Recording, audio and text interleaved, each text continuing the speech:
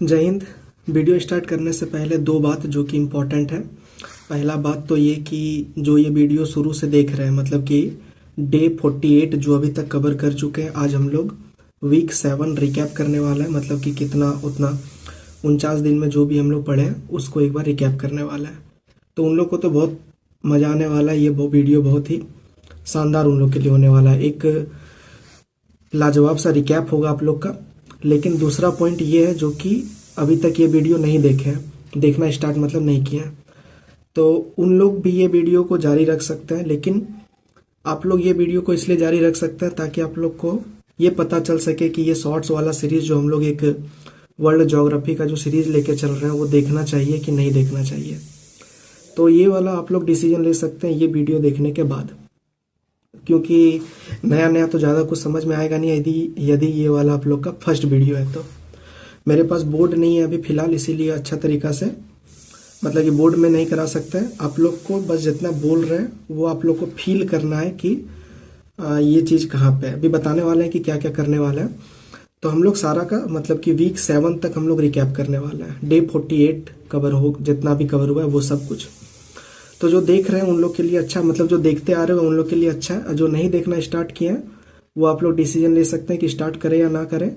और यदि हाँ अगर आप लोग का जवाब आया है तो फिर आप लोग एक मैप आप लोग के पास होना चाहिए। कोई भी मैप हो सकता है, ये वाला या फिर कोई भी मैप हो सकता है। एक मार्कर होना चाहिए ताकि आप लोग मार्क करते हुए चले और ताकि आप लोग को याद रहे। तो वीडियो को स्टार्ट करते हैं। आई होप कि समझ में आ गया होगा कि ये दो पॉइंट क्या इंपॉर्टेंट था। ठीक है, तो आज को हम लोग उस तरह रिकैप नहीं करने वाले हैं, चूंकि आज संडे को रिकैप डे होता है। तो उस तरह रिकैप नहीं करने वाले हैं कि डे 1 में क्या पढ़े, वीक 1 में क्या कवर किए, वीक 2 में क्या कवर किए। तो इस तरह कवर नहीं करने वाले हैं। कवर हम लोग कैटेगरी में बांट करके करेंगे। एक बार नदी पकड़ेंगे तो सारा नदी जो अभी तक कवर हो चुका है वो कवर होगा। पहाड़, पठार, झील, जल संधि, जितना कुछ भी अभी तक कवर हुआ है, एक बार कोई भी टॉपिक पकड़ेंगे और सारा का सारा तीनों महाद्वीप में, उत्तरी अमेरिका, दक्षिणी अमेरिका और अफ्रीका और बीच में लैटिन अमेरिका, तो ये वाला पोर्शन को हम लोग कवर करते हुए चलेंगे। तो उम्मीद करते हैं समझ में आ गया होगा कि क्या कवर करने वाले हैं। ठीक है, तो सबसे पहले हम लोग कर्क रेखा, मकर रेखा और विषुवत रेखा के ऊपर बात किए थे।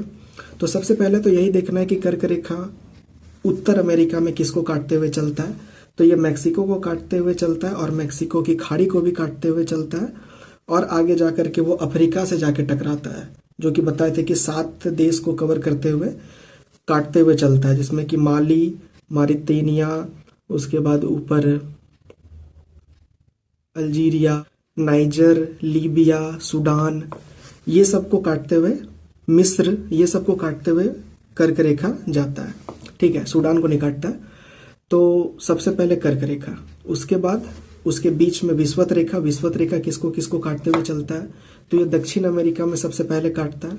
दक्षिण अमेरिका में इक्वाडोर, कोलंबिया और ब्राजील, ये तीनों को काटते हुए काटता है और फिर अफ्रीका में पहुंचता है। तो फिर ये विषुवत रेखा किसको काटता है, बताए थे कि कौ से देश, जितना भी कौ से देश है उसको काट देता है। लेकिन सबसे शुरू में गैबन और सबसे लास्ट में सोमालिया, ये दोनों को नहीं काट, ये दोनों को मतलब कि ऐसा नाम है जो कि कौ से नहीं है। गेबन, केनिया, कंपाला और विक्टोरिया झील को भी काटता है और लास्ट में सोमालिया को काटते हुए ये निकल जाता है। उसके बाद मकर रेखा का बात किया था कि मकर रेखा किसको किसको काटता है। तो सबसे पहले वो चिली को काटता है, चिली के बाद वो उरुग्वे को काटता है, उसके बाद वो ब्राजील को काटता है और अर्जेंटीना को भी काटता है बीच में ही। इसको काटते हुए फिर ये मकर रेखा पहुंचता है अफ्रीका महाद्वीप में और अफ्रीका महाद्वीप में नामीबिया, साउथ अफ्रीका, मोजाम्बिक और आगे मेडागास्कर को काटते हुए ये आगे चला जाता है। तो ये तीनों रेखा किसको किसको काटता है, ये इंपॉर्टेंट बात है, ये आप लोग को याद होना चाहिए, क्योंकि इसके थ्रू हम लोग आगे कवर करने वाले हैं। इसके थ्रू हम लोग पूरा का पूरा वनस्पति को कवर करने वाले हैं। ठीक है, तो ये किसको किसको काट रहा है, कहाँ पे काट रहा है, ये वाला एरिया माइंड में थोड़ा मोड़ा क्लियर होना चाहिए। तो ये समझ में आ गया। उसके बाद हम लोग बात करते हैं कि पठार किस किस कहाँ कहाँ इंपॉर्टेंट है। पठार के ऊपर भी बात किए थे। तो सबसे पहले उत्तर अमेरिका वाला पोर्शन को कवर करेंगे। तो यूकोन का पठार आप लोग को दिख रहा होगा सबसे ऊपर, यूकोन का पठार। उसके बाद तीन धारा अमेरिका के पश्चिम साइड में CCR दिख रहा होगा, कोस्टल, कैस्केड और रॉकीज, और ये पट्टी पूरब के साइड में एपेलेसियन पर्वत दिख रहा होगा और ऊपर में लेब्राडोर दिख रहा होगा। तो इतना पर्वत हम लोग कवर किए हुए थे उत्तर अमेरिका में। फिर दक्षिण अमेरिका है, तो दक्षिण अमेरिका में क्या पर्वत था? एक पर्वत था जो कि था एंडीज पर्वत, एक ही पर्वत श्रृंखला जो कि लंबा पर्वत श्रृंखला, एंडीज पर्वत श्रृंखला। फिर हम लोग अफ्रीका में आए तो सबसे ऊपर एटलस पर्वत श्रृंखला, उसके बाद नीचे में फिर मोटम्बा, मुचिम्बा, और फिर बीच में मतलब कि एटलस और ये हॉर्न ऑफ अफ्रीका, ये सब के बीच में तिब्बती, दारफुर, आराफुरा, ये सब इन लोग के बीच में था। इधर में मोटम्बा, मुचिम्बा, ये सब पर्वत श्रृंखला, और सबसे नीचे में ड्रैकेनबर्ग्स। तो आई होप कि ये पर्वत श्रृंखला कहाँ पे कितना है नहीं है ये सब क्लियर हो गया होगा। और मैं फिर एक बार रिपीट करता हूँ कि जो शुरू से देख रहे हैं उनको ही थोड़ा सा मतलब कि ज़्यादा समझ में आएगा कि क्या क्या कवर हो चुका है अभी तक। उसके बाद हम लोग नदी कवर करते हैं। नदी में क्या क्या था? सबसे ऊपर वाला नदी, पहले पठार कवर करते हैं, पर्वत श्रृंखला, उसके बाद पठार में सबसे ऊपर में यूकोन का पठार, उसके बाद कोलंबिया का पठार, उसके बाद कोलोराडो का पठार, और उसके बाद लेब्राडोर पठार मतलब कि लॉरेंसियन पठार, कनाडियन सील्ड। ठीक है, उत्तर अमेरिका में इतना पठार था। दक्षिण अमेरिका में है तो दक्षिण अमेरिका में एक गयाना का पठार, एक ब्राजील का पठार और एक नीचे पेंटागोनिया का पठार। ये 3 पठार इंपॉर्टेंट था। और अफ्रीका में आए तो अफ्रीका में पूरा हॉर्न ऑफ अफ्रीका वाला से नीचे वाला एरिया पूरा पठार एरिया ही था ये वाला। तो उम्मीद करते हैं ये पठार में भी दिक्कत नहीं हुआ होगा किसी को भी। और जितना बता रहे माइंड में कम से कम ये चल रहा होगा कि हाँ, अगर नदी बोलते हैं तो आप लोग के सामने नदी तैरता हुआ दिखना चाहिए कि अमेरिका में कौन कौन सा नदी है, कौन कौन सा पर्वत। अगर पर्वत बोले तो अफ्रीका में कौन कौन सा पर्वत है, तैरना चाहिए, मतलब आप सामने में दिखना चाहिए, मतलब मेरा सीधा ये है। ठीक है, तो ये पर्वत और ये पठार उम्मीद करते हैं समझ में आ गया होगा। उसके बाद नदी हम लोग कवर किए थे। तो नदी में क्या कवर किए थे? अमेरिका में यूकोन का नदी ऊपर में बह रहा है, उसके सेंट लॉरेंस नदी बह रहा है जो कि अमेरिका और कनाडा का सीमा बना रहा है। उसके बाद अमेरिका और मैक्सिको का सीमा भी एक नदी बना रहा है। उसके बाद बीच में यमुना और गंगा जैसा नदी, क्या नाम है था उसका, मिशिगन, मिसोरी, ये दोनों नदी बीचों बीच बह रहा है अमेरिका में। और दक्षिण अमेरिका में क्या था? दक्षिण अमेरिका में एक ओरिनोको नदी सबसे ऊपर गयाना के पठार के पास। उसके बाद ब्राजील का नदी मतलब कि अमेजन का नदी जो कि ब्राजील से होते हुए बहुत सारा ट्रिब्यूटरी उसका था कवर करने लायक, तो वो वाला। और नीचे में 3 नदी फिर से इंपॉर्टेंट, PPU जो बताए थे, पप्पू, पराना, पराग्वे, ये तीनों मिलके ब्यूनर्स लापलाटा के मुहाना के पास जाके गिर जाता है। तो ये सब नदी इंपॉर्टेंट था दक्षिण अमेरिका के लिए। अफ्रीका में बहुत सारा नदी था जो कि इंपॉर्टेंट था। सबसे पहले नाइजर नदी, उसके बाद नील नदी इंपॉर्टेंट था। नाइजर तो इस साइड में था, कौन साइड में? पश्चिम के साइड में। उसके बाद नील नदी जो कि टना से निकल रहा था, ब्लू नील, विक्टोरिया से निकल रहा था, व्हाइट नील। उसके बाद नीचे कांगो नदी जिसको कि जायरे नदी कहा गया था, जो कि विषुवत रेखा को 2 बार काटता है। उसके बाद नीचे आया था तो एक जाम्बेजी नदी था, और नीचे आए थे तो लिम्पोपो नदी था जो कि मकर रेखा को 2 बार काटता है। और फिर थोड़ा साइड में क्या था? ऑरेंज नदी था। तो उम्मीद करते हैं ये सब नदी मेरे बोलने से पहले आप लोग को भी मन में दिख रहा होगा कि हाँ, ये सब नदी इधर इधर इधर इधर लोकेट है। ठीक है, तो नदी में भी उम्मीद करते हैं कहीं कोई दिक्कत नहीं हुआ होगा। और नदी के अलावा क्या? नदी के अलावा झील, जो कि बहुत इंपॉर्टेंट था। झील नॉर्थ अमेरिका के लिए तो बहुत ज़्यादा ही इंपॉर्टेंट था, क्योंकि कनाडा में एक पूरा नदी का झील का गुच्छा देखे थे हम लोग। ग्रेट सॉल्ट लेक तो झील है दूसरा साइड में अमेरिका के साइड, लेकिन सबसे ऊपर क्या था? Great Bear, Great Slave, Athabasca, Winnipeg, Reindeer, ये पूरा का पूरा कनाडा वाला झील था जो कि कवर हुआ था। और अमेरिका और कनाडा के बीच में था सुपीरियर, मिशिगन, ऑन्टेरियो, ईरी। तो ये उम्मीद करते हैं ये सब झील कवर आप लोग को माइंड में चल रहा होगा कि कहाँ कहाँ ये सब झील लोकेट है। और एक नीचे में ग्रेट सॉल्ट लेक था जो कि अमेरिका के पास था, इस साइड में, पश्चिम के साइड में। और हम लोग ब्राजील मतलब कि दक्षिण अमेरिका में हम लोग आए थे तो एक कोलंबिया में मिला था टीटीकाका झील, जो कि नौवहनीय झील था, जो कि बहुत ज़्यादा इंपॉर्टेंट था वो वाला। और अफ्रीका में आए तो फिर से अफ्रीका में, दक्षिण अमेरिका में ज़्यादा झील था नहीं, अफ्रीका में आए तो फिर से अफ्रीका में बहुत ज़्यादा झील मिलता है, जिसमें कि सबसे पहले चैड झील जो कि पश्चिम के साइड में था, जो सूख रहा था। उसके सबसे ऊपर में था मिस्र के साइड में नासेसर झील, ये भी सूख रहा था। अफीम का खेती ये सब में होता था। ठीक है, तो इसीलिए माना जाता है ये सब ये सब सूखते चला गया। अफीम क्योंकि बहुत ज़्यादा पानी को लेता है, तो इसीलिए चाड झील सब भी इसी कारण से सूखने लगा था। फिर नीचे आए टना झील, जिससे कि ब्लू नील निकला था। विक्टोरिया झील, जिससे कि व्हाइट नील निकला था। तो ये सब झील इंपॉर्टेंट था। फिर ये हॉर्न ऑफ अफ्रीका के कारण बहुत सारा झील बनता है बीच में, जिसमें कि नासेसर झील, उसके बाद विक्टोरिया झील भी इसका हिस्सा था। और ये सब कुछ कुछ इंपॉर्टेंट झील, जो कि वहां पे झील में विक्टोरिया झील इंपॉर्टेंट है, और वो विक्टोरिया झील किस किस देश को टच करता है, ठीक है, वो इंपॉर्टेंट है। तो आप लोग को बोले थे कि वो वाला याद कर लेने के लिए कि विक्टोरिया झील केनिया, कंपाला, ये सब जगह से वो टच करता है, ठीक है। और झील में इतना ही अफ्रीका तक कवर किया था। और डरना नहीं है, पहले देखिए, जो अभी तक ये वीडियो नहीं देख रहे थे, मतलब कि स्टार्टिंग से जो वीडियो नहीं देख रहे हैं, उनको डरना नहीं है, क्योंकि सिर्फ 3 ही अभी तक हम लोग महाद्वीप को कवर किए हैं। अभी यूरोप बचा हुआ है, अभी एशिया बचा हुआ है, और अभी ऑस्ट्रेलिया न्यूजीलैंड बचा हुआ है। तो फिर से तीनों में ये सब कुछ कवर करने वाले हैं, पर्वत, पठार, नदी, जल संधि, सारा कुछ।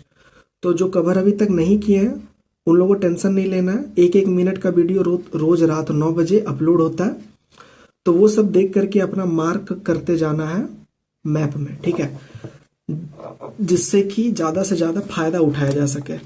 नहीं तो 1 मिनट का वीडियो देख करके याद थोड़े रहेगा कि क्या हुआ था, क्या कवर हुआ था, नहीं हुआ था।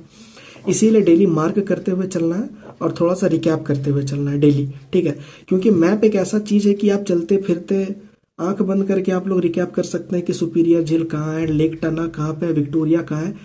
तो ये वाला ये होता है, वास्तविकता में ऐसा होता है, ठीक है।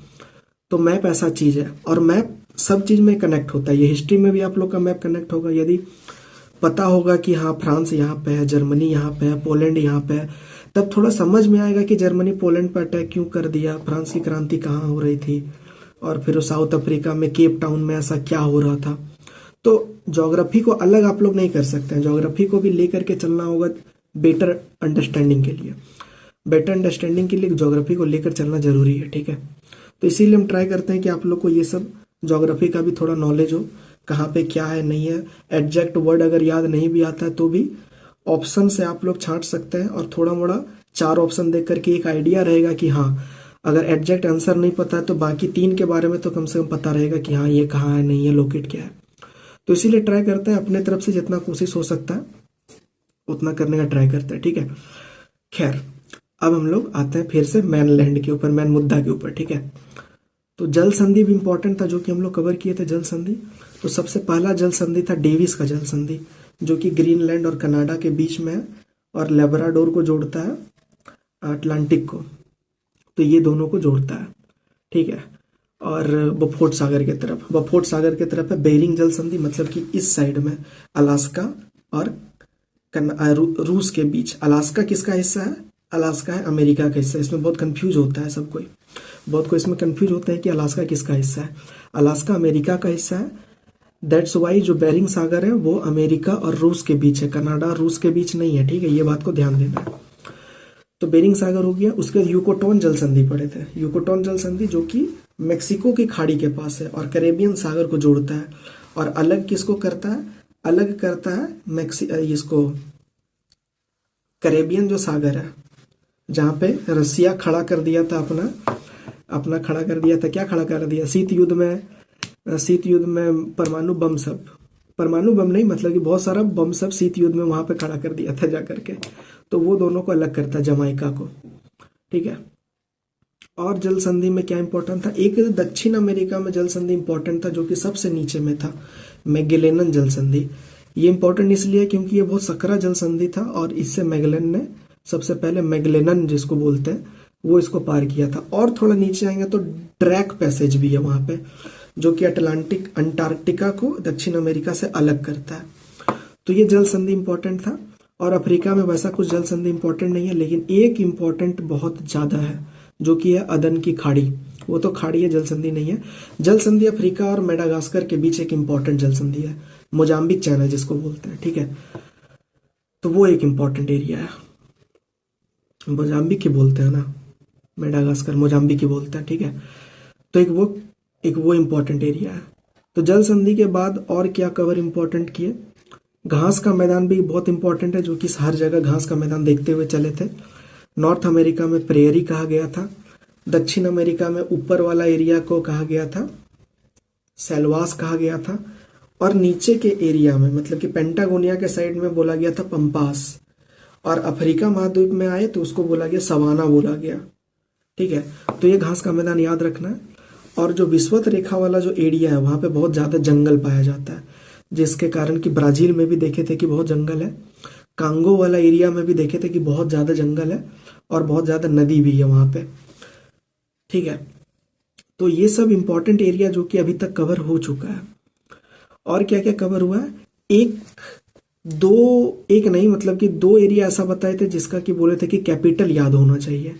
एक सबसे पहला लैटिन अमेरिका वाला एरिया जो कि अमेरिका, उत्तर अमेरिका और दक्षिण अमेरिका के बीच में है, जिसको कि बिग हैन बोले थे। और फिर एक अफ्रीका वाला हिस्सा इस साइड में, इस साइड का मतलब यह है कि पश्चिम के साइड में, जहां पर कि घाना, टोगो, बेनिन, ये वाला एरिया। तो ये दोनों एरिया का राजधानी के साथ याद होना चाहिए कि कौन सा एरिया किसका राजधानी क्या है। जैसे कि ये छोटा वाला एरिया का, अमेरिका वाला एरिया का क्या किए थे, बिग हैन से हम लोग बांट लिए थे। बिग हैन बेलीज, ग्वाटेमाला, निकारेगुआ, हेंडोरा, एल सल्वाडोर और फिर कोस्टारिका और फिर पनामा। पनामा बहुत इंपॉर्टेंट था। क्यों इंपॉर्टेंट था? क्योंकि यह अटलांटिक महासागर को प्रशांत महासागर से जोड़ रहा था। एक भयंकर रोडवे मिल गया था, रोडवे नहीं मतलब जलवे मिल गया था, जो कि बहुत ज्यादा शॉर्टकट कर देता था। पहले क्या होता था कि दक्षिण अमेरिका को ऊपर ऊपर जाता था, तो इसीलिए पनामा नहर बहुत इंपॉर्टेंट है, क्वेश्चन भी बनता है इसके ऊपर। और फिर उस साइड में देखे थे, अफ्रीका के साइड में ये वाला जो एरिया जो इंपॉर्टेंट था, जहाँ की माली और फिर घाना, टोगो, बेनिन और वो सेरा लियोन, ये वाला एरिया जो कि पश्चिम अफ्रीका का एरिया था।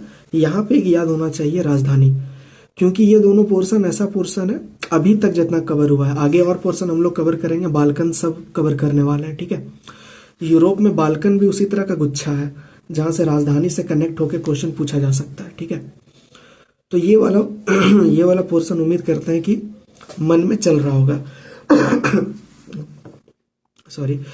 तो अभी तक 17 मिनट में उम्मीद करते हैं कि समझ में आ गया होगा कि कितना कुछ कवर हो चुका है और आप लोग के मन में कौन कौन सा, इतना कुछ में क्या क्या आप लोग के मन में चल रहा है। अगर ये सभी कुछ आप लोग के मन में चल रहा है तो इसका मतलब ये है कि रिवीजन आप लोग का ठीक ठाक चल रहा है, रिकैप आप लोग का ठीक ठाक चल रहा है। ठीक है, अफ्रीका में दो चीज और इंपॉर्टेंट देखे थे, जो कि ऊपर में भूमध्य सागर से कौन कौन सा एरिया छूता है और लाल सागर से कौन कौन एरिया छूता है। तो भूमध्य सागर से एक मगरिब का कॉन्सेप्ट पढ़े थे कि मगरिब का एरिया वाला जो है, जिसमें कि मोरक्को, अल्जीरिया, लीबिया, ट्यूनीसिया, मिस्र, ये वाला एरिया जो है भूमध्य सागर को छूता है। और ये सूडान का बात करेंगे तो मिस्र, Sudan, Ethiopia, Eritrea, Somalia, Djibouti, ये वाला एरिया छूता है। इथोपिया नहीं छूता है क्योंकि इथोपिया लैंड लॉक्ड है वो। ठीक है, ये वाला भी डिस्कस किए थे कि इथोपिया हॉर्न ऑफ अफ्रीका में ऐसा एरिया जो कि लैंड लॉक्ड है। ठीक है, हॉर्न ऑफ अफ्रीका का भी कॉन्सेप्ट पढ़े थे, बहुत कुछ कवर हो चुका है। ठीक है, जो भी अभी तक नहीं देख रहे हैं वीडियो, जो भी अभी तक देखना स्टार्ट नहीं किया, उनसे एक सजेशन है कि आप लोग वीडियो देखना स्टार्ट कर दीजिए, क्योंकि ये आप लोग को बहुत फायदा देगा ऑप्शन को छांटने में, वर्ल्ड ज्योग्राफी को बेटर वे में समझने में, और ऑफकोर्स वर्ल्ड हिस्ट्री को समझने में तो फायदा देगा ही ये सब कुछ। ठीक है, तो स्टार्टिंग में 2 पॉइंट से बात स्टार्ट किए थे। पहला वो जो कि वीडियो देख चुके हैं अभी तक, मतलब कि देखते आ रहे हैं, तो उनको तो उम्मीद करते हैं कि बहुत मजा आया होगा वीडियो देख करके, कि चलो सारा कुछ रिकैप हो गया, बहुत कुछ रिकैप कर लिया। ठीक है, आप लोग का बहुत कुछ रिकैप हो गया। और दूसरा वो जो कि अभी तक वीडियो कवर करना स्टार्ट नहीं किए हैं, शॉर्ट्स वीडियो, तो वो लोग क्या कर सकते हैं, वो लोग अब डिसाइड कर सकते हैं कि वीडियो देखना स्टार्ट करें या वीडियो देखना स्टार्ट ना करें। क्योंकि अब फिर से मैं रिपीट कर रहा हूं कि अभी 3 ही महाद्वीप कवर हुआ है, उत्तर अमेरिका, दक्षिण अमेरिका और ब्राजील बोल रहे अफ्रीका। ठीक है, तो ये 3 महाद्वीप कवर हुआ है और बीच में लैटिन अमेरिका को कवर कर लिया गया है। तो इतना कुछ कवर हुआ है। अभी यूरोप बचा हुआ है, अभी बहुत बड़ा एशिया बचा हुआ है, और ऑस्ट्रेलिया, न्यूजीलैंड बचा हुआ है। ये सब जगह में भी हम लोग पठार पर्वत, नदी, झरना, झील, जल संधि और जो भी इम्पोर्टेंट जो भी रहता है, तो सारा कुछ राजधानी ऑफकोर्स जहाँ पे क्वेश्चन बनता है उसके बारे में बात करेंगे। तो इसीलिए आप लोग वीडियो देखना स्टार्ट कर सकते हैं। तो बस आज के लिए बस इतना ही। उम्मीद नहीं किए थे 20 मिनट का वीडियो बन जाएगा, लेकिन उम्मीद करते हैं आप लोग के लिए हेल्पफुल रहा होगा ये वीडियो। ठीक है, मिलते हैं नेक्स्ट वीडियो में। और 9 बजे डेली रेडी रहना है, 9 बजे रात में के लिए वीडियो के लिए। और आप लोग के लिए एक नया सीरीज भी एक कुछ स्टार्ट करने वाला है, जल्द ही उसके बारे में पता चलेगा आप लोग को। ठीक है, मिलते हैं नेक्स्ट वीडियो में। जय हिंद।